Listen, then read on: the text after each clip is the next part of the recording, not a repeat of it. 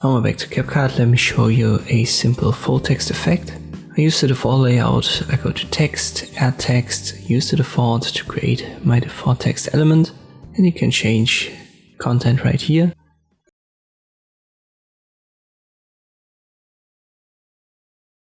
You pick a different font, you can download the free ones and then use any of these.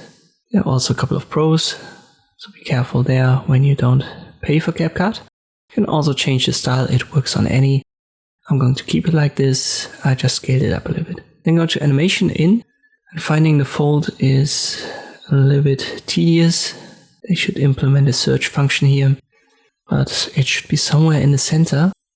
Alright, there it is. As long as the text element is selected, you can adjust the duration down here.